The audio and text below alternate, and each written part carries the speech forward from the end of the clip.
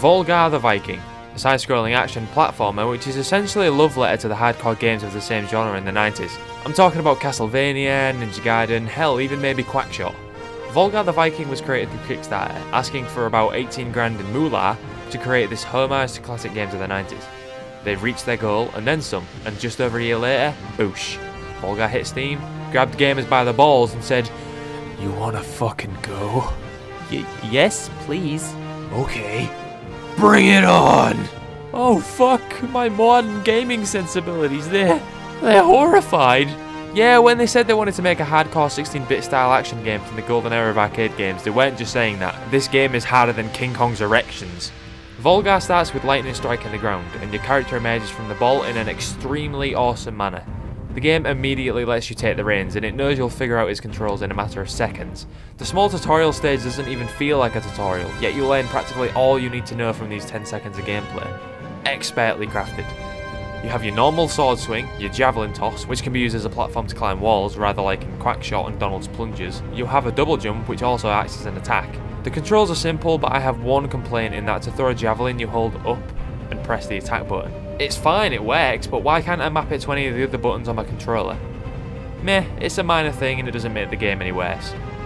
This game looks phenomenal. It looks exactly like a Mega Drive or SNES game, but obviously runs a lot faster and uses modern effects that those consoles couldn't do. The animations are smoother than Volgar's thighs. The way his hair and beard bounce around is great, and the environments do their job and don't look copy-pasted at all.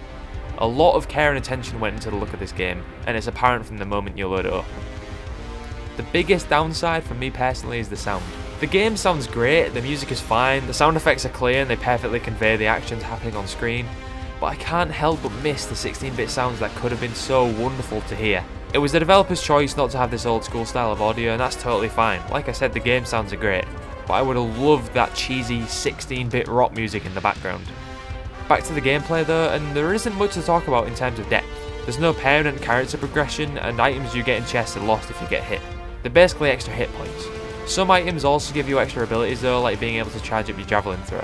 This game is not only hard, it's also mean. Checkpoints are very sparse, limited to 1 per world, and if you quit the game and come back to it later, you'll spawn in the first world. What the fuck? Is it really that old school? Well, there is actually a way to get back to the last world you played, but in my opinion, it's a little cryptic and kind of unnecessary. Once you start, instead of going right, you jump and go through this hole in the wall to the left before it closes. Obvious to spot once someone points it out, but if you didn't know that, you'd be kind of pissed. The game is kind of like Dark Souls. You die, you learn.